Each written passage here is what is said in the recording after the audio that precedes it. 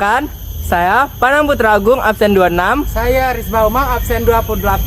Saya Arinzara Zakira, absen 6. Saya Dani Raya Akbari, absen 9. Saya Aisyah Jasmine Suardi, absen 3. Saya Muhammad Yusri Riza Mahendra Pangsir, absen 21. Nah, jadi di sini kami akan mewawancarai dan mengeksplor hasil kebun dari Bapak Arsumi. Selamat menonton. Assalamualaikum warahmatullahi wabarakatuh. Baik, di sini kami akan mewawancarai Bapak Harsumi Adila sebagai wirausaha peternak bebek. Baik, kita masuk ke pertanyaan untuk wawancara. Sejak kapan sih Pak Bapak memulai usaha peternakan bebek ini? Kalau pekerjaan peternak bebek ini mungkin udah cukup lama ya, mungkin sekitar 18 tahun. Ya, Berarti itu dimulai dari 2006. 2006-an ya.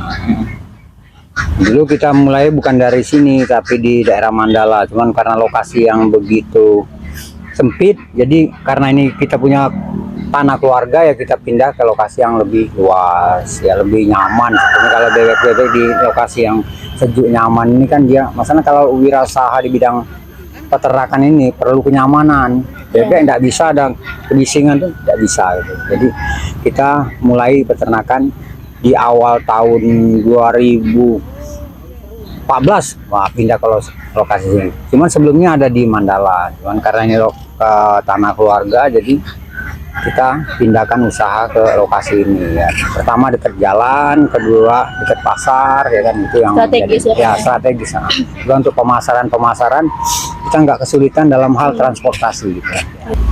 Siapa saja yang terlibat dalam pekerjaan Bapak? Usaha ini kebenaran kalau dulu sih hanya keluarga, bersifat hanya keluarga ya, kadang dibantu anak-anak, kadang dibantu istri gitu kan. Tapi karena saat ini mereka ada di sini ya terpaksa Bapak sendiri yang ngerjain ya.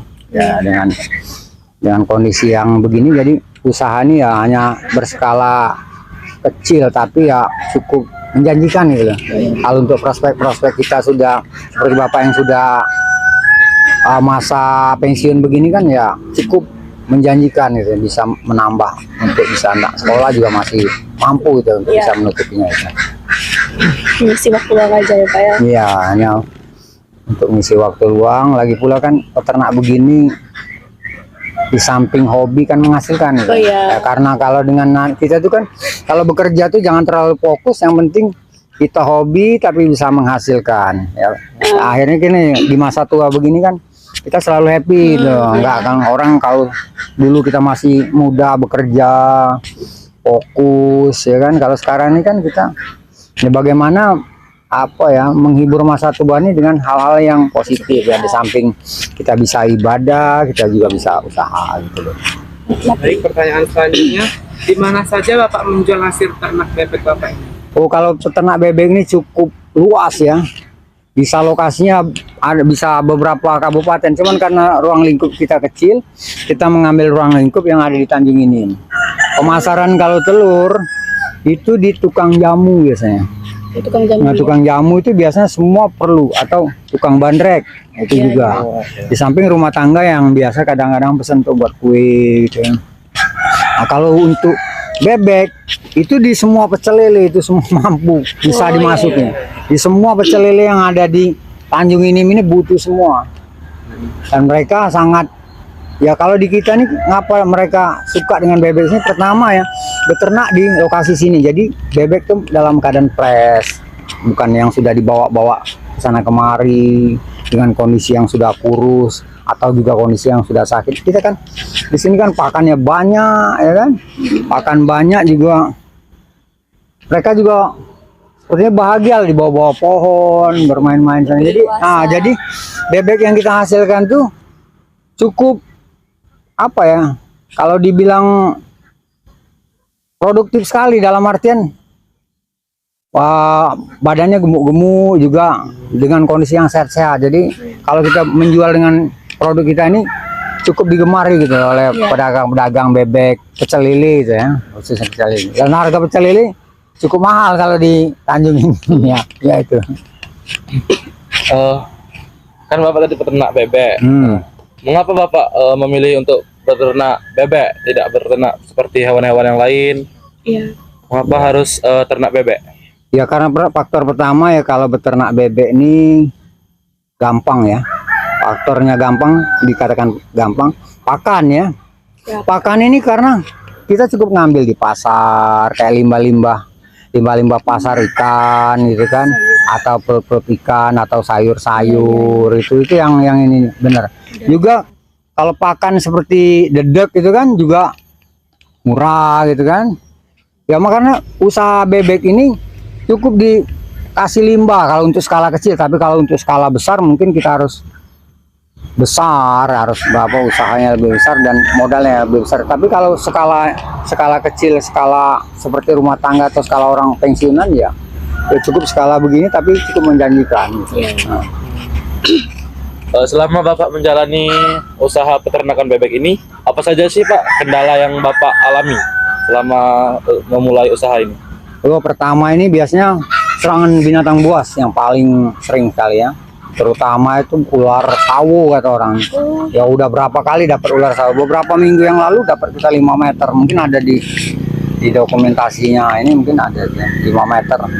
Ya kemudian anjing-anjing liar gitu. Anjing-anjing liar itu kita kan nggak tahu karena lokasi ini begitu luas, jadi kita nggak termonitor di mana dia diserang gitu kan. Di mana dia kemudian elang ini kan namanya lokasi ini kan lokasi asri sekali, jadi serangan elang tuh kita nggak ketahui dia dari pohon mana dia masuk, dari mana, atau karena di sekitaran sini juga masih banyak hutan-hutan ya. Di samping itu kalau dulu biawak dulu, nah karena sekarang lokasi sini udah banyak rumah ini ya, jadi biawak itu agak berkurang. Mungkin yang paling dominan tuh serangan anjing sama serangan ular sawo itu kata orang ya, itulah yang paling dominan. Ya, makanya dia kelihatan agak dikit-dikit lah gitu. Pernah nggak Bapak mengalami kerugian karena kendala tadi? Berapa kerugian? Kalau kerugian sering sekali, apalagi kan kita nih peternak tradisional, kita kadang-kadang masalah medis kesehatan hewan ini kita belum memahami ya. Kadang-kadang sakit ya, kita hanya kadang-kadang kita kasih obat-obat yang sederhana ya, kadang-kadang ya dia bisa hidup juga, kadang-kadang juga mati ya. Mungkin kedepannya ya kebenaran ya kakaknya Panang juga nanti kan ya memahami gitu lah, karena ada salah satu kakaknya dia kan dokter hewan ya. Ya mudah-mudahan yang akan datang mungkin kendala itu bisa tertutupi. Mungkin juga skalanya kalau yang sudah ada yang bantu, ada yang mungkin anak-anak sudah selesai, mungkin ya bisa diperbesar, atau nanti masalah kesehatan hewan juga bisa teratasi. Tapi untuk yang saat ini kita coba dengan cara tradisional. Misalnya kalau bebek-bebek lumpuh itu ya kita kurung gitu kan. Kita kurung dengan suhu yang agak kering, dikasih minum, dikasih vitamin, nanti dia bisa sembuh sendiri juga itu. Itu kalau bebek itu agak gampang ya ngobatin. Tapi kalau ayam nih agak kesulitan. Tapi kita di sini cara yang paling ampuh, kalau dia mati jangan kita kubur, jangan kita buang, jadi langsung kita bakar gitu. Jadi kalau dengan dibakar itu ada dimulai sakit-sakit itu langsung dibunuh aja, langsung dibakar gitu. Jadi memang kelihatannya sadis, tapi itu mengurangi efek kematian hewan itu kalau dengan cara-cara yang begitu. Ya karena dengan adanya dibakar itu mereka kan penyakit itu langsung mati di tempat itulah. Jadi kalau dikubur kadang-kadang masih dikorek-korek anjing segala macamnya kan, atau kita buang sembarangan, nanti kan anginnya balik lagi ke tempat kita, itu nular-nular yang lain. Kalau boleh tahu, berapa sih Pak modal awal Bapak untuk membuka usaha ini, dan berapa sih omset Bapak dalam sebulan? Nah kalau karena kita ini kan tradisional, jadi omsetnya nggak begitu besar ya. Karena selama ini kalau dia sampai 200 bebek itu, kalau memang dikelola secara baik ya bisa mencapai 7 sampai 8 juta ya per bulan. Itu hasil gross, kadang hasil kotornya. Kalau hasil bersihnya mungkin antara 5 jutaan gitu ya. Itu jadi cukup lah untuk sekedar ya nungguin hari tua, juga untuk anak-anak yang sisa masih sekolah ini masih bisa tertutupi gitu. Baik Pak, pertanyaan selanjutnya, bagaimana keseharian Bapak dalam menjalankan usaha ini? Kalau keseharian kita rutin ya, karena ini wirausaha dalam bentuk semi tradisional, jadi kita kalau pagi-pagi kita ke pasar mengambil makannya di pasar ini kan yang sudah besar ini sayur-sayur ya bekas pasar itu kita ambil, tapi memang yang baik lah, nggak bukan yang busuk-busuk, cuman yang karena yang tua-tua gitu atau yang sudah kalau dijual juga mungkin nggak enak orang pasar, jadi kita ambil untuk pakan di sini.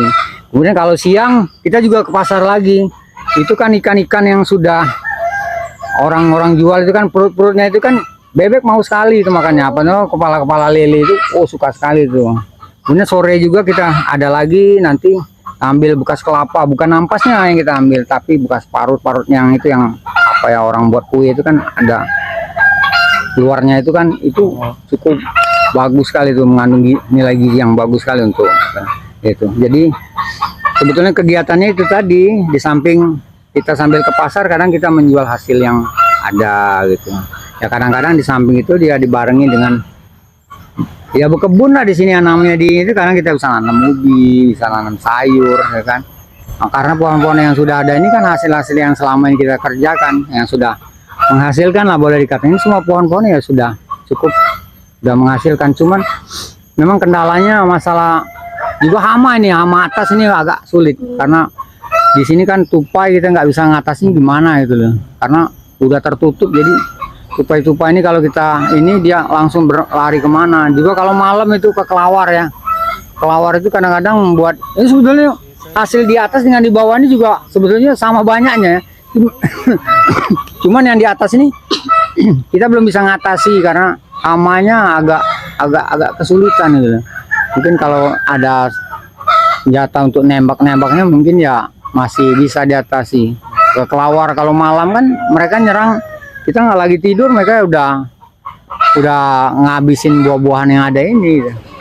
Sebenarnya ya di hasil di bawah ini peternakan, kalau yang di atas juga hasil buah-buahan yang ada. Di samping kita nanam sayur, karena daun ubi kan itu ya, itu banyak sekali daun ubi orang pesen. Kadang-kadang nangka-nangka muda itu kan warung-warung suka pesan-pesan, oh saya mau nangka muda gitu. Jadi di situ jadi penghasilan di samping ternak kita ada dari hasil kebun gitulah. Nah, itu dari kebun juga, itulah yang penambah devisa keluarga gitu loh, itulah ya.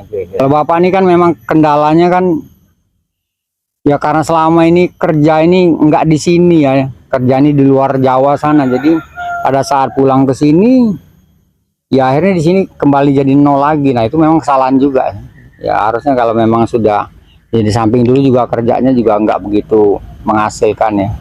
Untunglah kita pulang kampung sini ya masih ada sisa-sisa harta keluarga yang bisa kita usahakan gitu loh ya.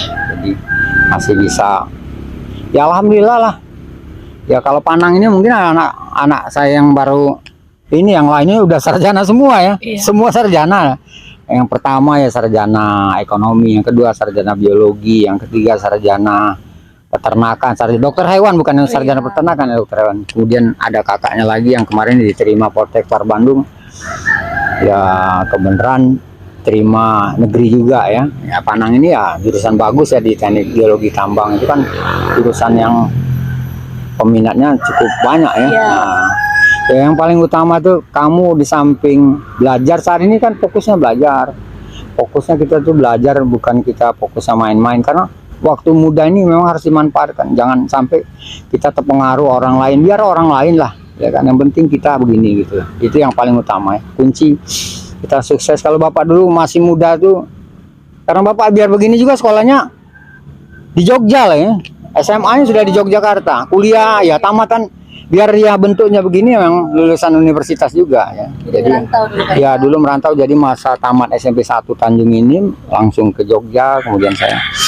kembali melanjutkan di sekolah ada di Kota Malang situ dan bekerja di Jawa aja.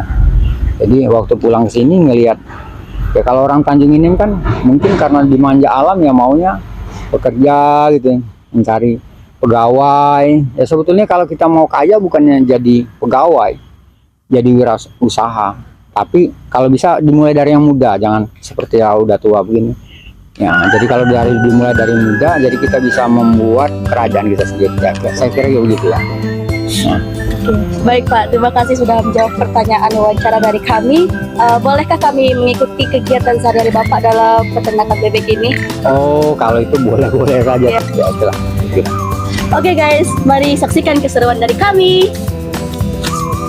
Halo. Bye.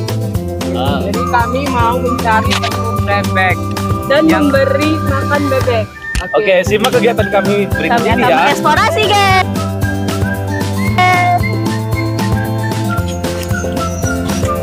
Sekarang kita akan mengambil telurnya, guys.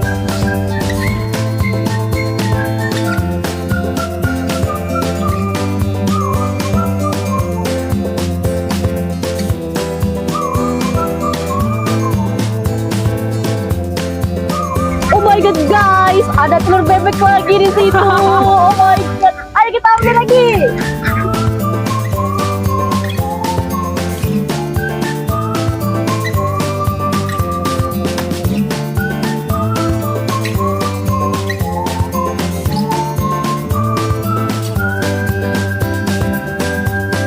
Guys, ada telur lagi tuh.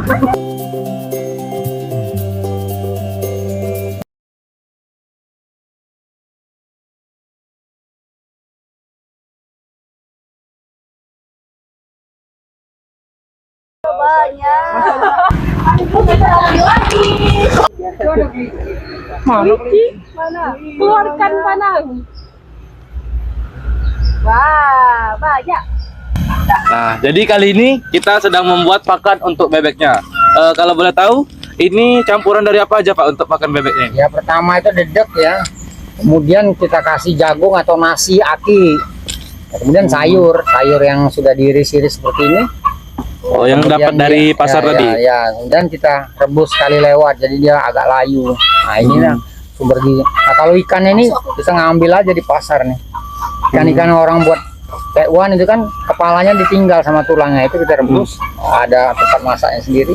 Oh, Jadi untuk pengolahan ini, jadi ya limbah pun bisa jadi pakan ternak itu kan, kalau kita bisa mengolahnya. Jadi nggak perlu ternak bebek nih harus beli semua, cukup tinggal cara kita mengolahnya gimana itu, karena pakan yang berlimpah itu nggak perlu kita harus mengeluarkan biaya besar. Kalau memang ada bisa kita ambil, karena bebek ini kan kesulitannya kalau terlalu membeli kan biaya operasional terlalu tinggi. Jadi dengan caranya efektifnya ya gitu, jadi kita sistem ngambil aja di pasar atau kita taruh minta di pasar.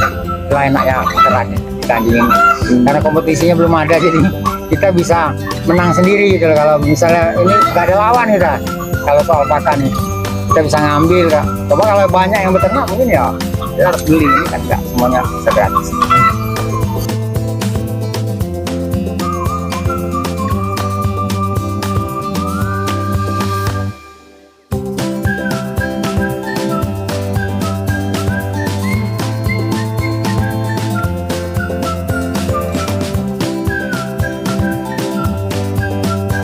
Baik, ini makanannya sudah disebar ke tempat-tempat ya guys ya, biar agar bebeknya itu bisa makan di tempat-tempat sini dari tempat bebek tadi. Dan itu lagi memanggil bebeknya. Kruk kruk kruk kruk kruk. Pak Ceru. Lihat ininya.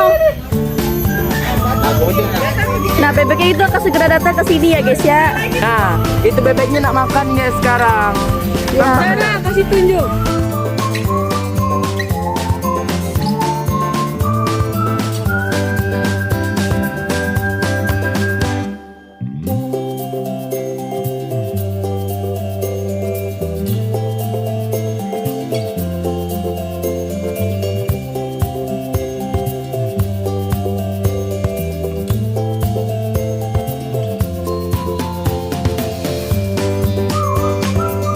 Mau lihat dari dekat guys, bebeknya makan.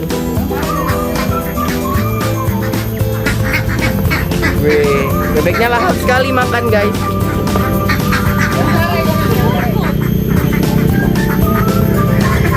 Baik guys, jadi kan Bapak Palang tadi sudah menyebutkan kalau misalkan di sini tuh bukan hanya peternakan bebek aja ya guys ya, tapi juga ada apa? Berkebun. Iya, Dan sekarang kita mau panen hasil kebun. iya.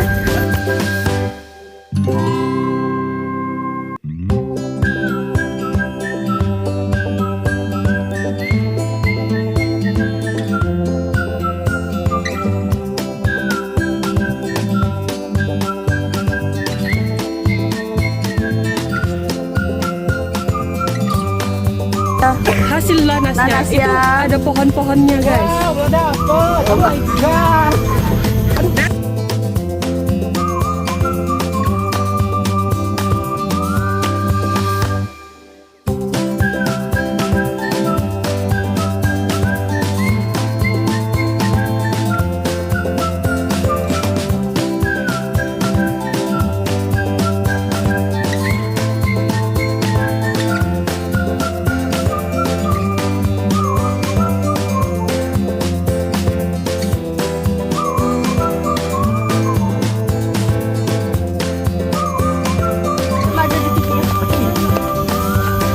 Jadi kami lagi berkebun guys, mencari mendapatkan nanas guys.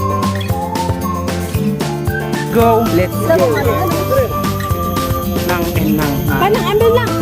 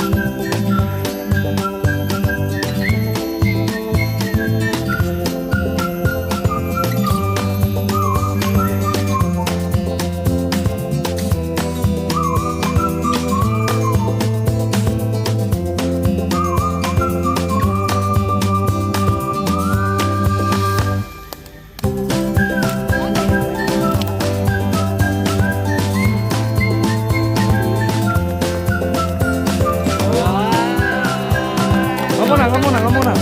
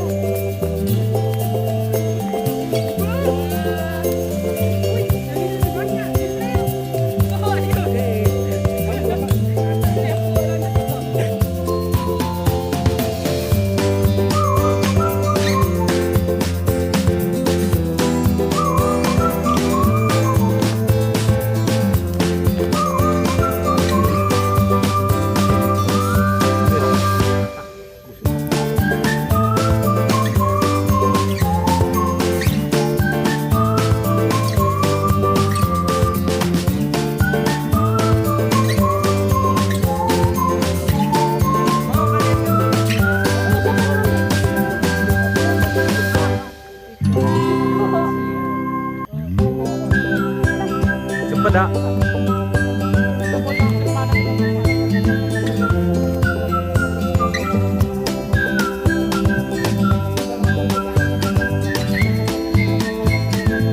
Cepet dah. Cepet dah itu tuh kayak nangkol kecil-kecil itu kan.